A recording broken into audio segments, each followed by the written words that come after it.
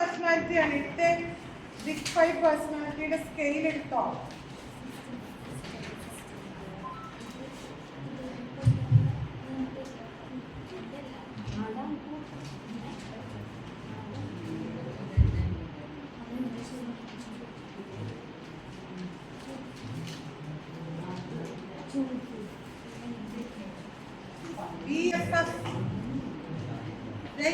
BFPI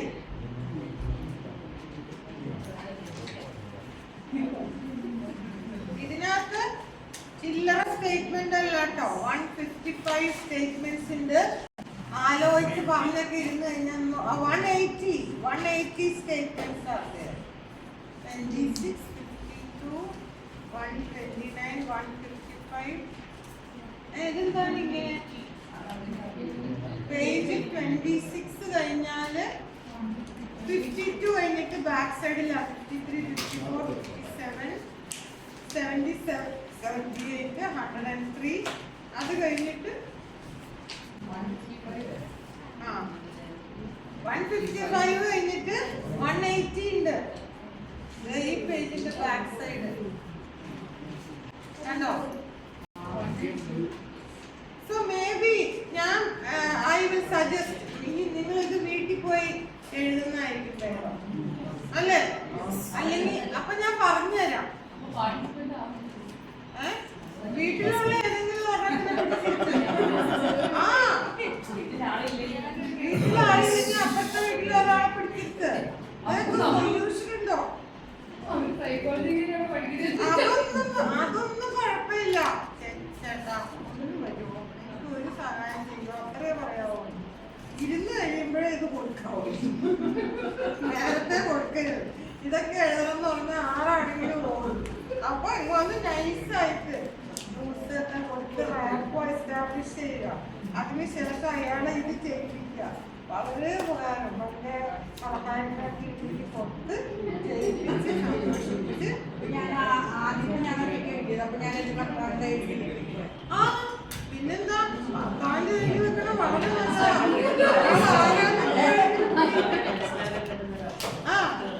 അദ്ദേഹം ആരാണ്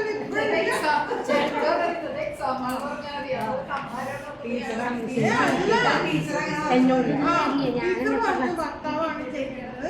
അല്ലെങ്കിൽ ഞാൻ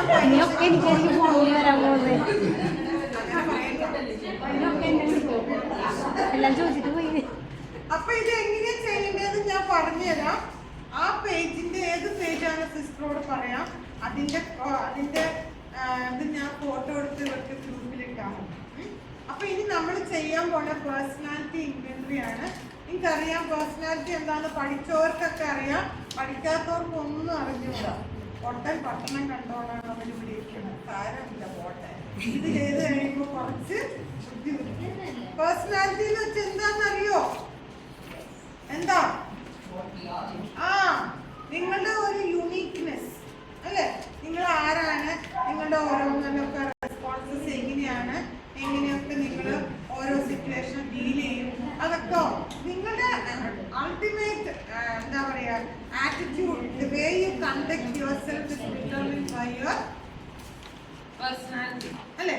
അപ്പം ഇത് ബിഗ് 5 കോസ്റ്റ് ആൻഡ് മക്രേ എന്ന് പറഞ്ഞ 2 ആളുകളാണ് ഈ big 5 theory of personality propose ചെയ്തത്. This model is called 5 factor മോഡലാണ്. ഇതിനകത്ത് കുറെ 5 ഡയമെൻഷൻസ് ഉണ്ട്. അദ്ദേഹം പറയുന്നത് 5 ഡയമെൻഷൻസ് ചേർന്നാണ് ഒരു മനുഷ്യന്റെ വ്യക്തിത്വം ഉള്ളത്. അതായത് ചില ഓരോരുത്തരുടെ pattern of thought, feeling, behaviour ഒക്കെ പല വിധത്തിലായിരിക്കും. അത് ഏതൊക്കെ 5 എന്ന് വെച്ചാൽ one is openness to experience. Open ഈ ബുക്കില് ഞാൻ വായിക്കണേന്ന് വെച്ചാൽ എനിക്കത് ഓർക്കുമ്പോൾ തന്നെ എനിക്കറിയാം. ഓപ്പൺനെസ് ടു എക്സ്പീരിയൻസ് എന്ന് പറഞ്ഞാൽ എന്താ? ഓരോ അനുഭവങ്ങളോടും ഹൗ ഓപ്പൺ യു ആർ. ചില മനുഷ്യരെ നിങ്ങൾ കണ്ടിട്ടില്ലേ? അയ്യോ സൈക്കോളജി ക്ലാസ്സോ എനിക്ക് വേണ്ട അല്ലേ? ട്രെയിനിങ് ക്ലാസ് എനിക്കെന്തിനാണ് ട്രെയിനിങ്? ചില മനുഷ്യർ അങ്ങനെയല്ല. എന്ത് വേണമെങ്കിലും വന്നോട്ടെ അവര് അതിലേക്ക് റെഡി ആയിരിക്കും.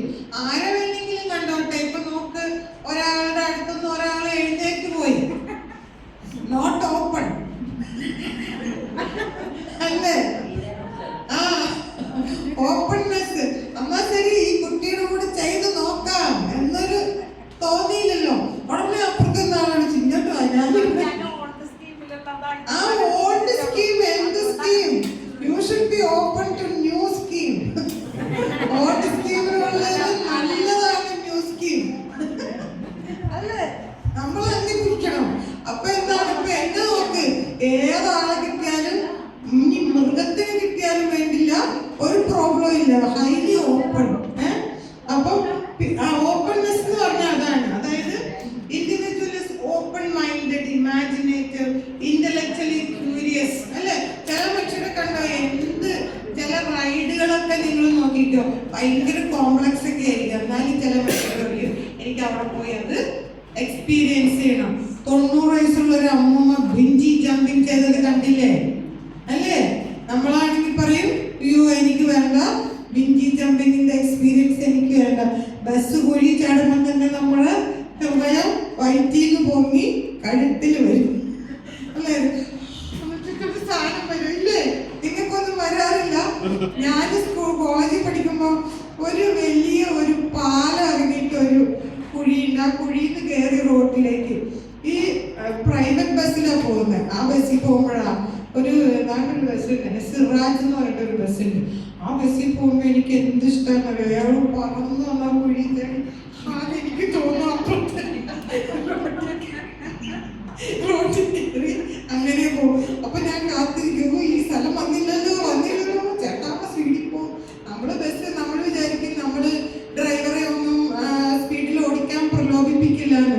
പക്ഷെ ഈ മുൻ സീറ്റിൽ ഇരിക്കുന്ന ആളുകൾ നോക്കിക്കോ, നമ്മൾ എന്ന് ഇറങ്ങുന്ന വൈകിയായിരിക്കും. പക്ഷെ നമ്മൾ ഡ്രൈവറെ നോക്കി നോക്കി സ്പീഡ് കൂട്ടിച്ച് അവസാനം നമ്മൾ ഡ്രൈവറെ കുറ്റം പറയും, എന്തെങ്കിലും പ്രോബ്ലം ഉണ്ടോ അല്ലേ? നിങ്ങൾ ചെയ്യാറില്ലേ? സ്ലോ ആയിട്ട് പോകുമ്പോ ഓ അവനെന്ത് എങ്ങനെ വെച്ചിട്ട് നോക്കും. അപ്പൊ അവൻ വിചാരിക്കും ഓ ഞാൻ ഇച്ചിരി സ്പീഡ് കൂട്ടിയേക്കാം. അങ്ങനെയാണ് ബസ് ആക്സിഡന്റ് ഉണ്ടാകുന്നത്. അല്ലാതെ അയാളെ കുറ്റം കൊണ്ടൊന്നും അല്ല. ആ ഫ്രണ്ട് സീറ്റിൽ ഇരിക്കുന്ന എല്ലാവരും ആണ്. അല്ല ലേഡീസ് അല്ല, ജെന്റ്സ് ആണെങ്കിൽ ഇതിലും വേഴ്സ് ആണ്.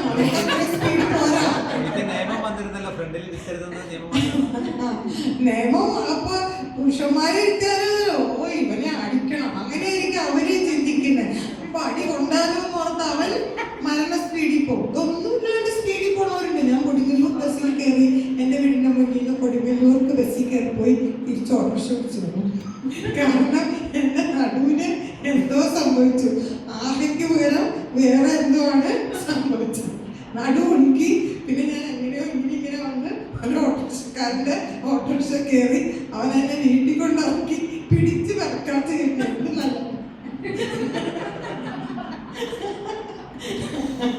അല്ലേ? അങ്ങനെ വരെ സംഭവിക്കാം. അത് ഞാൻ ഒന്നും ചെയ്തിട്ടില്ല, വളരെ റിലാക്സ്ഡ്. ഞാൻ ധൃതി പിടിച്ച് പോകണമെന്ന് വിചാരിച്ചേ ഇല്ല. പക്ഷെ അവന് ധൃതിയില്ലായിരുന്നു. ആള് പച്ചയൊക്കെ വെച്ചു കുത്തി. ഇവരെ കണ്ടപ്പോഴേ എനിക്ക് പേടിയായി. കർത്താവേ ഞാൻ തിരിച്ചു വരുമോ എന്ന് ആലോചിച്ചാ കയറി. എന്തായാലും എന്റെ പേടി തന്നെ സംഭവിച്ചു. അങ്ങനെയൊക്കെ വന്നു. ഞാൻ ഓപ്പൺ അല്ലാത്ത കൊണ്ടല്ല, ഞാൻ ഓപ്പൺ ആയിരുന്നു. പക്ഷെ എൻ്റെ ശാരീരിക അവസ്ഥക്ക് അത്രയ്ക്ക് ഇതുണ്ടായിരുന്നില്ല. അതുകൊണ്ടാണ്. അപ്പൊ ദാറ്റ് ഈസ് ഓപ്പൺനെസ്. ദെൻ അടുത്ത ഡയമെൻഷൻ എന്ന് പറയുന്നത് കൺഷ്യൻഷ്യസ്നെസ് ആണ്. അതായത് degree to which an individual is organised, reliable and responsible അല്ലേ? ചില മനുഷ്യരൊക്കെ ഉണ്ട് യാതൊരുവിധ ഓർഗനൈസേഷനും ഇല്ല അല്ലേ? അതെന്താണത്? ഓർഗനൈസ്ഡ് മീൻസ് ചില വീടുകളിലൊക്കെ നമ്മൾ പോകുമ്പോൾ കണ്ടിട്ടില്ലേ, എല്ലാ സാധനം കണക്കുമേന്ന് വലിച്ചു വാരി ഇട്ടിട്ടുണ്ടാവും. നിങ്ങളുടെ വീട് എങ്ങനെയാണോ? ഓർഗനൈസ്ഡ് ആണോ? നിങ്ങളുടെ മുറി എങ്ങനെയാ? ഓർഗനൈസ്ഡ് ആണോ? അല്ല, ആക്കണം. ഓർഗനൈസ്ഡ് ആണോ അല്ലയോ എന്നുള്ളതാണ്. Organised environment has A positive impact on development എന്നാണ്. അങ്ങനത്തെ എൻവയോൺമെന്റിൽ നിന്ന് വരുന്ന കുട്ടികൾ കുറച്ചും കൂടി ലൈഫിനെയൊക്കെ പോസിറ്റീവായിട്ട് കാണുന്ന ഞങ്ങൾ പോസിറ്റീവ് സൈക്കോളജിസ്റ്റുകൾ പഠിപ്പിക്കുന്നത്. നമ്മൾ ചെയ്യുമ്പോൾ അവരത് കണ്ടുപഠിക്കും. അവരത് അപ്പം ചെയ്യില്ലായിരിക്കും. But when it comes to their life, ഞാൻ പറഞ്ഞില്ലേ, ഞാൻ എൻ്റെ മോൻ്റെ ബാംഗ്ലൂർ വീട്ടിൽ ചെന്നപ്പോൾ ഞാൻ തന്നെ ഞെട്ടിപ്പോയി. സ്വന്തം വീടല്ല കേട്ടോ, പഠിക്കാൻ പോയപ്പോൾ വാടകയ്ക്കൊരു റൂം എടുത്തിട്ട് പഠിച്ച്. ഞാൻ ഓർത്തി അലവലാലിയുടെ മുറി പോയാൽ ആകെ നാശമോശമായിരിക്കും ഓർത്താണ് പോയത്. പക്ഷെ അവിടെ ചെന്നപ്പോൾ ഞാൻ ഞെട്ടിപ്പോയി. എന്നെയും കൂടെ അടിച്ചോണ്ട് പോകുമെന്ന് ഞാൻ വിചാരിച്ചു. എപ്പോൾ നോക്കിയാലും ചൂലെടുത്ത് അടിക്കുന്നു, വൃത്തിയാക്കുന്നു. അമ്മ ഈ കപ്പ എന്തിനാണ് എടുത്ത് അവിടെ വെച്ചത്? അപ്പൊ ഞാൻ പറഞ്ഞു, നീ എൻ്റെ വീട്ടിൽ എൻ്റെ സാധനങ്ങളൊക്കെ അവിടെ ഇവിടെ വലിച്ചു വാരി എടുക്കണ്ടല്ലോ, നിന്റെ എല്ലാം ഞാൻ തരിപ്പണാക്കുന്നു ഞാൻ പറഞ്ഞു.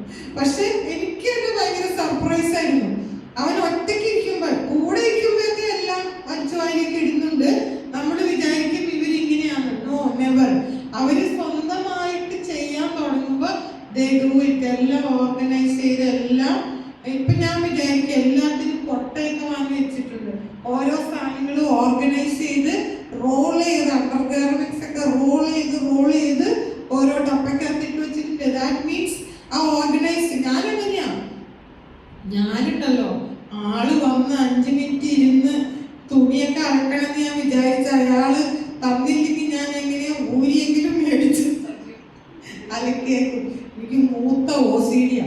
ആരെങ്കിലും വന്ന് സാധനങ്ങൾ എവിടെയെങ്കിലും വെച്ചിട്ടുണ്ടെങ്കിൽ ആ സെക്കൻഡ് നിങ്ങളെല്ലാം ഊണ് കഴിക്കാൻ വിളിച്ചു, നിങ്ങൾ ഊണ് കഴിഞ്ഞെന്ന് എനിക്ക് തോന്നിക്കഴിഞ്ഞാൽ അപ്പം തന്നെ പാത്രം പിടിച്ച് വെച്ച് കഴുകി കമത്തും. പിന്നെ എല്ലാവരും വഴക്ക് പറയും എൻ്റെ വീട്ടിലുള്ളവർ. എൻ്റെ ഇടി അയാൾക്ക് ഇച്ചിരി ചോറുകൂടെ ഊണണമെന്ന് ആഗ്രഹം ഉണ്ടെങ്കിൽ നീ എന്തിനാണ് അവൻ്റെ പാത്രം മേടിച്ച് പിച്ച് കുറച്ച് കഴുകി വെച്ചത്? ഞാൻ പറഞ്ഞു, അവൻ്റെ പാത്രം അവൻ കഴിച്ചു കഴിഞ്ഞിട്ട് വെറുതെ ഇരിക്കില്ല. അപ്പൊ ഞാൻ എൻ്റെ ജോലിയൊക്കെ തീരണ്ടേ, എങ്ങനെയെങ്കിലും ഞാനത് കഴുകി വെക്കണം. ഞാൻ നോക്കുമ്പോൾ തന്നെ എൻ്റെ വീട്ടിലുള്ളവർ എന്നെ തുപ്പിച്ചു നോക്കുന്നു, അവിടെ പോയി. കാരണം കൂടുതൽ നോക്കി ഞാൻ എല്ലാം പിടിച്ചു വെച്ച് മേടിച്ച്. ആരെങ്കിലും എൻ്റെ വീട്ടിലുള്ളവർ ഞാനുമായിട്ടുള്ള മെയിൻ യുദ്ധം ഇതാ.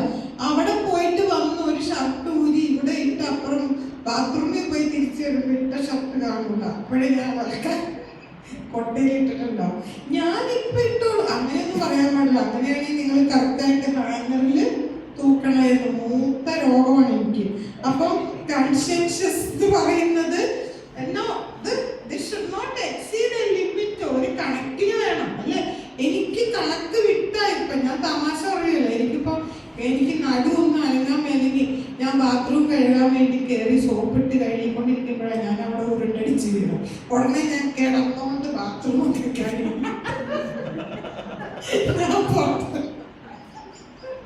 ഞാൻ വിചാരിച്ചു എന്തായാലും വീണ് നനഞ്ഞു. ഇപ്പൊ എന്താ ശരി, കമന്ന് കിടന്ന് തിരിച്ച് വെള്ളം ഒഴിച്ച് വിട്ടിട്ട് ഞാൻ ഉരുണ്ട് വരണ്ട് പുറത്ത് കയറും. അങ്ങനെ ഞാൻ ചെയ്യുള്ളൂ. അത് മൂത്തതല്ലേ, ചില്ലറല്ലോ. ആരാണെങ്കിലും വീഴുമ്പോ എങ്ങനെയെങ്കിലും രക്ഷപ്പെടാനല്ലോ വിചാരിക്കുന്നത്. ഞാനും രക്ഷപ്പെടില്ല. ഞാൻ ആ സമയം കൊണ്ട് കിടന്നുകൊണ്ട് എനിക്ക് നല്ലതായി കഴുകാൻ പറ്റുമല്ലോ. കമന്ന് കിടന്ന് കാലാട്ടി കഴുകിയിട്ട് ഇറങ്ങി വരുള്ളൂ. അങ്ങനത്തെ അസുഖമാണ് എനിക്ക്. കൺഷ്യൻഷ്യസ് ഒക്കെ എന്ത് സാധനമാണെങ്കിലും കുറവ് ഒരു എക്സ്റ്റെൻഡ് വരെയാട്ടോ ഹെൽത്തി ഉള്ളൂ. Beyond that it is unhealthy. Then extraversion എന്ന് പറഞ്ഞാൽ എന്താ? The person is outgoing, assertive, sociable. അല്ലേ? അങ്ങനത്തെ ആളുകളുണ്ടോ ഇവിടെ? ഞാനാണെങ്കിൽ മൂത്ത എക്സ്ട്രാവേർട്ടാണ്. ഫുള്ള് എന്നെ പരിചയം പോലും വേണ്ട, എല്ലാവരോടും ചാടിക്കേറി ഇടപെടുങ്ങി. ഇന്ന നാട്ടുകാരൻ അങ്ങനെ ഒന്നുമില്ല. മെക്സിക്കോക്കാരനാണെങ്കിലും വേണ്ടില്ല, ടെററിസ്റ്റ് ആണെങ്കിലും വേണ്ടില്ല, ആരാണെങ്കിലും എനിക്ക് ഒരു വിഷമവുമില്ല. ഞാൻ അവരോട് ഭയങ്കര ഊട്ടുകൂടി കയ്യിലൊക്കെ പിടിച്ച് നടക്കണ്ടാവും. പിന്നെ എന്നോട് നീ എന്തിനാണ്, അവനൊരു ടെററിസ്റ്റ് ആണോ? എന്നാൽ അവൻ എന്നോടൊന്നും ടെററൊന്നും കാണിച്ചില്ല. ഇനി പിന്നെ ആയിരിക്കും വരാൻ പോണ 8ന്റെ പണി അതിൻ്റെ കൂടെ. പക്ഷെ എനിക്കങ്ങനെ പണിയൊന്നും വന്നിട്ടില്ല. കട്ടയൊക്കെ വെച്ച് സമരം വിളിക്കണ പിള്ളേരുടെ അടുത്തൊക്കെ പോയി നൈസായിട്ട് ഞാൻ കട്ടയൊക്കെ മേടിച്ചിട്ടുണ്ട്. ഇതുവരെ ഇടിയൊന്നും കൊണ്ടിട്ടില്ല. ഇനി കൊള്ളൂലെന്നൊന്നും പറയാൻ പറ്റൂല. കൊള്ളുമായിരിക്കും. ഇവിടെ താണാന്ന് പറയുമ്പോൾ വലിച്ചൊക്കെ എറിയെങ്കിലും ഞാനതൊക്കെ പോയി കണ്ടുപിടിച്ച് എൻ്റെ സ്ഥലത്ത് കൊണ്ടുപോയി സൂക്ഷിച്ച് വെക്കാറുണ്ട്. പക്ഷെ ഇതുവരെ ഇടിയൊന്നും കിട്ടിയിട്ടില്ല. പക്ഷെ ഇപ്പൊ എനിക്ക് തോന്നുന്നുണ്ട് താമസിയാതെ കിട്ടും. കാരണം പിള്ളേരുടെ സ്വഭാവം ഇപ്പൊ അങ്ങനെയാ. അവർക്കൊന്നും അവരെ തന്നെ കൺട്രോൾ ചെയ്യാൻ പറ്റാത്ത വിധത്തിലാണ് അവരുടെ.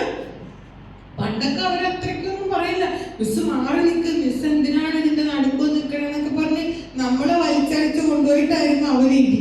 ഇപ്പൊ അങ്ങനെയല്ല, നമുക്ക് ചുറ്റും കിടന്ന് അടിക്കുകയാണ്. നാളെ നമുക്കായിരിക്കും അടി വരുന്നത്. ഞാൻ ഇന്നാള് പറഞ്ഞോളൂ മാനേജ്മെന്റിനോട്, എന്നോട് ടീച്ചേഴ്സിന് സെൽഫ് ഡിഫെൻസ് പഠിപ്പിക്കണം.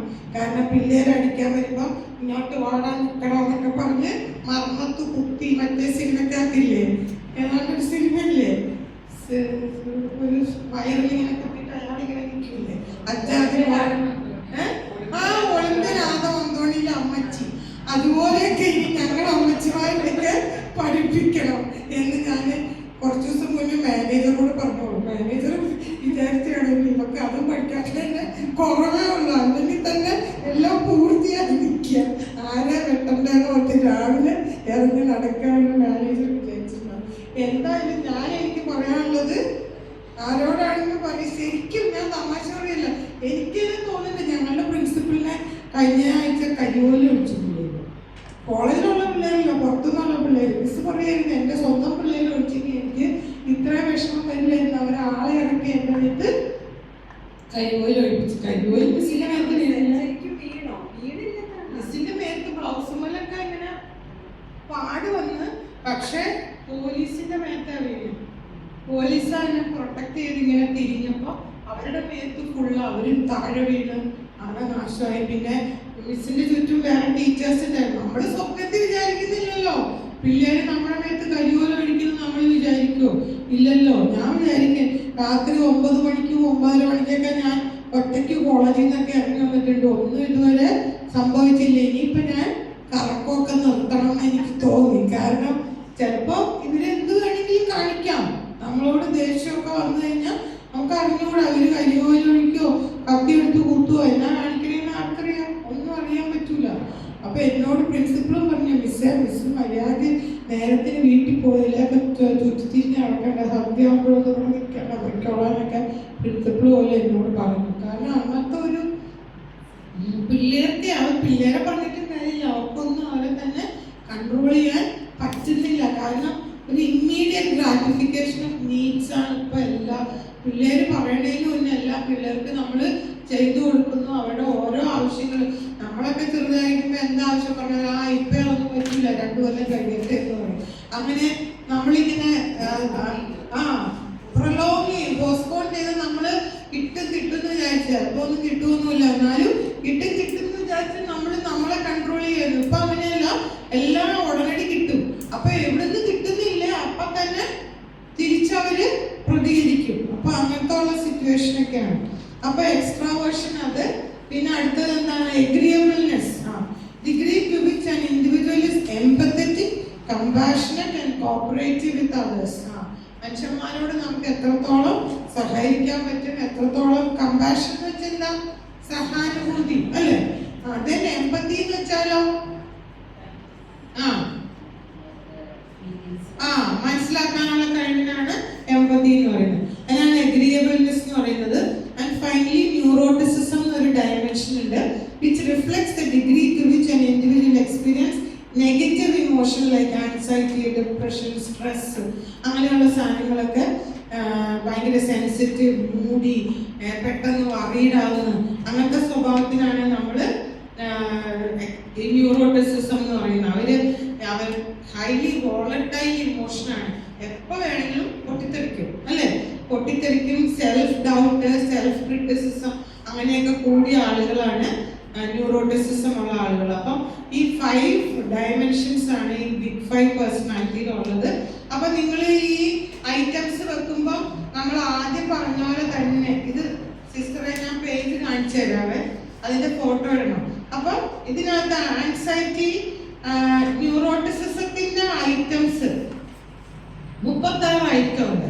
അതായത് അതിനകത്ത് anxiety, anchor, hostility, impulsiveness, depression, self consciousness, അത്രയും സാധനങ്ങൾ ന്യൂറോട്ടിസിസത്തിൽ മെഷർ ചെയ്യും. അതിന്റെ ഐറ്റത്തിന്റെ നമ്പർ ഇതിൽ എഴുതിയിട്ടുണ്ട്.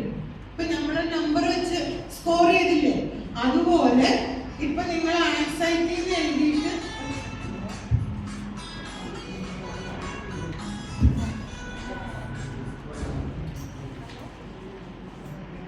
തന്നെ 5 ഡയമെൻഷൻ ഉണ്ട്. 1, 26, 51, 76 അതിനകത്ത് കൊടുത്തിട്ടുണ്ട്. ഈ നമ്പറുകൾ ഇതിന്റെ ഫോട്ടോ എടുത്തിടും, മനസ്സിലായോ? ഈ പേജിന്റെ ഫോട്ടോ എടുത്തിടും. അപ്പൊ ന്യൂറോട്ടിസിസം എന്നുള്ള സാധനത്തിൽ തന്നെ 5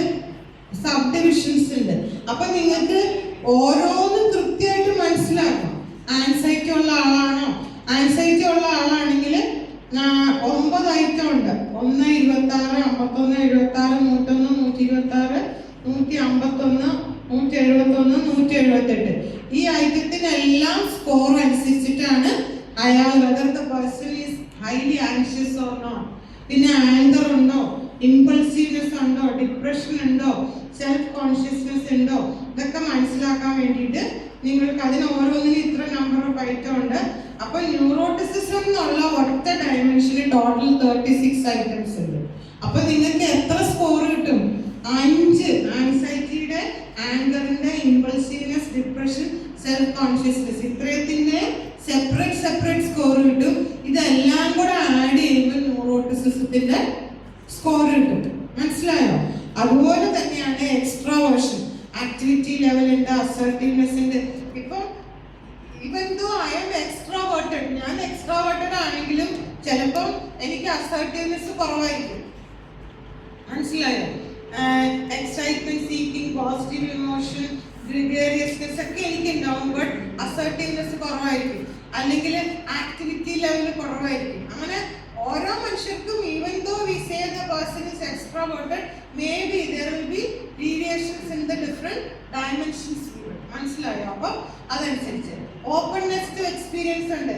aesthetics, action, ideas, fantasy, value, 5 എണ്ണം ഉണ്ട് അതിൽ. അപ്പോൾ അതിൽ 5 വ്യത്യാസം ഉണ്ടാകാം. അപ്പൊ അവിടെ ഈ ഓരോ ഡയമെൻഷനും 36 ഐറ്റം വീതമുണ്ട്. അപ്പൊ അങ്ങനെ 5 ഡയമെൻഷനും ചേർന്ന് you will have A total of 180 item. ഇനി 5 ഡയമെൻഷനും 5 സബ് ഡയമെൻഷൻസ് ഉണ്ട്. അപ്പൊ 25 സബ് ഡയമെൻഷൻസ് നിങ്ങൾക്ക് ഇതിൽ നിന്ന് കിട്ടും. മനസ്സിലായോ? അപ്പം ഇത് എങ്ങനെയാ സ്കോർ ചെയ്യണേന്ന് വെച്ച് കഴിഞ്ഞാൽ എഗ്രി ഡിസഗ്രി വെച്ചിട്ടാ ഗ്രാൻഡ് ടോട്ടൽ വന്നിട്ട് 180 ആണ് വരുന്നത്. അപ്പം നിങ്ങൾ സ്കോർ ചെയ്യുമ്പോൾ നമ്മൾ ഓരോന്നിനും എഴുതിയല്ലോ, സ്ട്രോങ്ലി എഗ്രി, ഡിസഗ്രി എന്ന് പറയുന്നത് 5, 4, 1 എന്നൊക്കെ കൊടുത്തില്ലേ? അതുപോലെ ഇവിടെ ആകെ എഗ്രി ഡിസഗ്രി മാത്രമേ ഉള്ളൂ. മനസ്സിലായോ? എഗ്രി ഡിസഗ്രി മാത്രമേ ഇവിടെ ഉള്ളൂ. സ്ട്രോങ്ലി എഗ്രി എന്ന് പറഞ്ഞ 5 സാധനം ഇവിടെ ഇല്ല.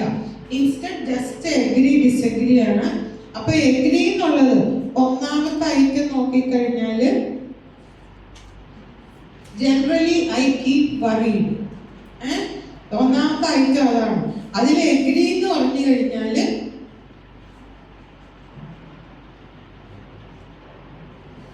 നോക്കട്ടെ, എഗ്രി എന്ന് പറഞ്ഞു കഴിഞ്ഞാല് 1, 2 അതിവിടെ കണ്ടോ, ഈ ഐറ്റംസ് ടിക്ക് ഇടണം.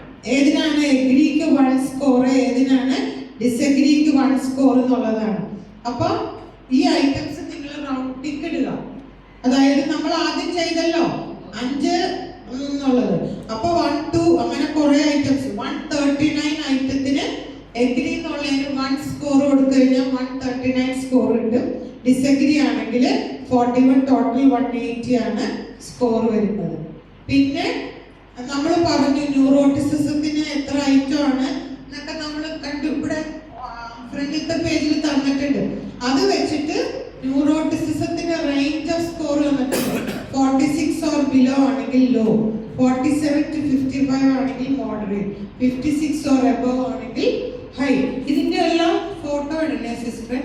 ഈ 3 പേജിന്റെ ഫോട്ടോ ഇടണം, എന്നാലേ ഇവർക്കത് സ്കോർ ചെയ്യാൻ പറ്റുള്ളൂ. നമ്മൾ ഒന്നാമത്തെ ഐറ്റം സ്കെയിൽ സ്കോർ ചെയ്തില്ലേ, അതുപോലെ തന്നെ അത്രേ ഉള്ളൂ. മനസ്സിലായോ?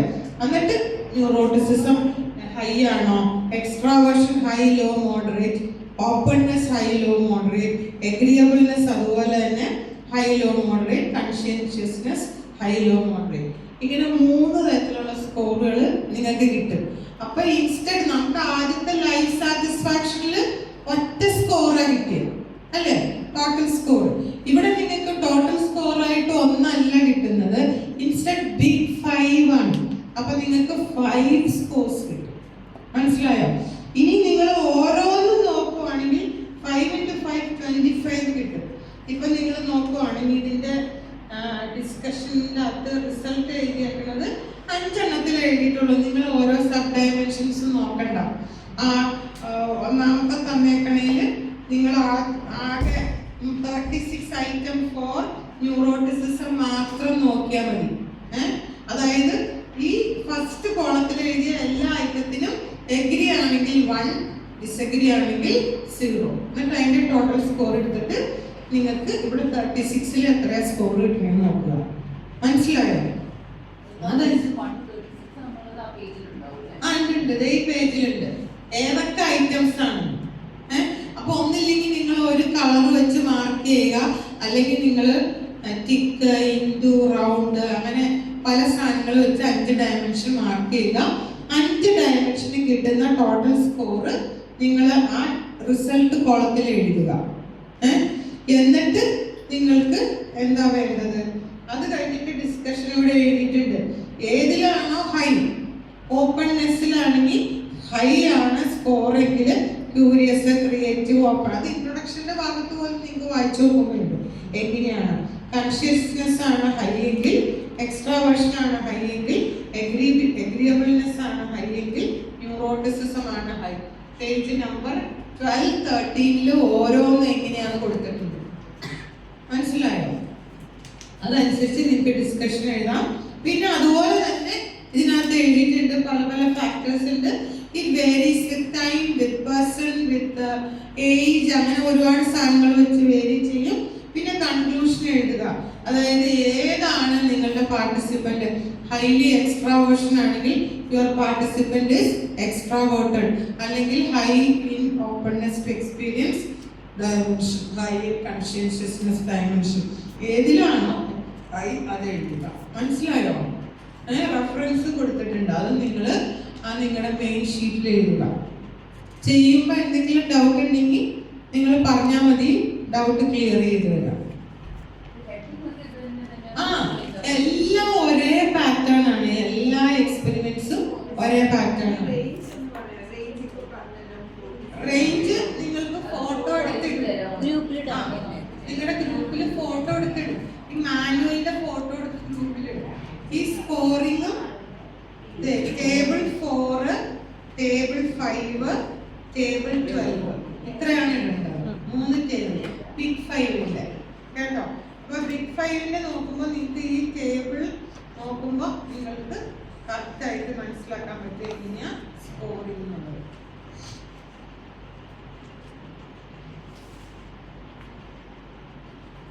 പിന്നെ നിങ്ങൾക്ക് മെത്തേഡ്, പ്രൊസീജിയർ എല്ലാം ഇതിനകത്ത് തന്നിട്ടുണ്ട്. ഈ ബുക്കിനകത്ത്, ഈ മാനുവലിന്റെ അകത്ത് എല്ലാ സാധനവും തന്നിട്ടുണ്ട്. അത് അങ്ങനെ തന്നെ എഴുതുക. ഡിസ്കഷൻ വന്നിട്ട് ഡിപ്പെൻഡിങ് ഓൺ ഏതിനാണോ ഹൈ ലോ എന്നനുസരിച്ചിട്ട് നിങ്ങൾ എഴുതുക. മനസ്സിലായോ? അപ്പൊ ബിഗ് 5 കഴിഞ്ഞ് കൺഫ്യൂഷൻ വരുമ്പോൾ ഏതിലാണോ high, your participant, the participant has high extraversion. വേണ്ട കൺക്ലൂഷൻ എന്ന് പറയുന്നത് കറക്റ്റ് എന്താണെന്ന് അത് മാത്രമേ. ഡിസ്കഷനിൽ നിങ്ങൾക്ക് എല്ലാം എഴുതാം. നിങ്ങൾക്ക് ആക്ച്വലി നമ്മൾ ഡിസ്കസ് ചെയ്യുന്നത് എങ്ങനെയാണെന്ന് അറിയോ? ഇപ്പൊ ഞങ്ങളൊക്കെ ഡിസ്കസ് ചെയ്യുന്നത് പല ലെവൽസിലാണ്. ലൈക്ക് നിങ്ങളുടെ പാർട്ടിസിപ്പന്റിന് ഹൈ എക്സ്ട്രാവേർഷൻ കിട്ടി, അപ്പൊ നിങ്ങളുടെ പാർട്ടിസിപ്പന്റ് ഹൈ എക്സ്ട്രാവേർഷൻ ആണ്, അത് that may be due to എന്തൊക്കെ പോസിബിലിറ്റീസ് ഉണ്ടെന്ന് ഞങ്ങൾ എഴുതും. അപ്പൊ നിങ്ങളുടെ ചൈൽഡ്ഹുഡ് എക്സ്പീരിയൻസ് ആകാം, നിങ്ങളുടെ എൻവയോൺമെന്റ് ഭയങ്കര ബ്രോഡായതാകാം, നിങ്ങൾക്ക് ഒരുപാട് മൾട്ടിറ്റ്യൂഡ് ഓഫ് എക്സ്പീരിയൻസസ് ഉണ്ടായതുകൊണ്ടാകാം, അങ്ങനെ ഒരുപാട് ഫാക്ടേഴ്സ്, ഒരുപാട് റിവ്യൂസ് നമ്മൾ നോക്കും, സ്റ്റഡീസ് നോക്കിയിട്ട് എന്തൊക്കെ ഫാക്ടേഴ്സ്, എന്തൊക്കെ പോസിബിലിറ്റി ഉണ്ടോ, അത് ഹൈ, അത് ലോ, അത് എന്ത് സാധനമാണെങ്കിലും, ഹൈ ആണെങ്കിലും ലോ ആണെങ്കിലും മീഡിയം ആണെങ്കിലും നമ്മൾ അതിനെ ഡിസ്കസ് ചെയ്യും. പക്ഷെ നിങ്ങളുടെ ഈ പ്രാക്ടിക്കൽ ഗൈഡിനകത്ത് അത്രയും വിശദമായിട്ട് കൊടുത്തിട്ടില്ല, കാരണം നിങ്ങൾക്ക് അത്രയും വിശദമായിട്ടുള്ള അറിവില്ല. അപ്പൊ നിങ്ങളുടെ ഡിസ്കഷൻ വന്നിട്ട് വളരെ ഷാലോ ആയിട്ടാണ് നിങ്ങൾക്ക് എഴുതേണ്ടത്. അതാണ് നിങ്ങൾക്ക് ഇവിടെ കൊടുത്തിരിക്കുന്നത്. അപ്പൊ ഞങ്ങള് അങ്ങനെ പിന്നെ PG ലെവലാണെങ്കിൽ ഇനിയും ഡീപ്പാണ്, അവര് സ്റ്റഡീസ് കോട്ട് ചെയ്ത് വേണം എഴുതുക. അപ്പൊ ഓരോ ലെവൽ അനുസരിച്ചിട്ടാണ് നമ്മൾ ഡിസ്കസ് ചെയ്യുന്നത്. മനസ്സിലായോ? അപ്പൊ നിങ്ങൾ അങ്ങനെ നിങ്ങൾക്ക് എഴുതാൻ ഇഷ്ടമുണ്ടെങ്കിൽ നിങ്ങൾക്ക് എല്ലാം വിശദമായിട്ട് എഴുതി ഡിസ്കസ് ചെയ്യാം. അല്ല നിങ്ങൾക്ക് ഇത് തന്ന പോലെ എഴുതേണ്ടിയെങ്കിൽ അങ്ങനെ എഴുതാം. പിന്നെ ഫോർമാറ്റ് കറക്റ്റായിട്ട് ഇത് ഫോളോ ചെയ്തിരിക്കണം. ഇനി ഒരു സ്കെയിലും കൂടെ, അടുത്ത സ്കെയിൽ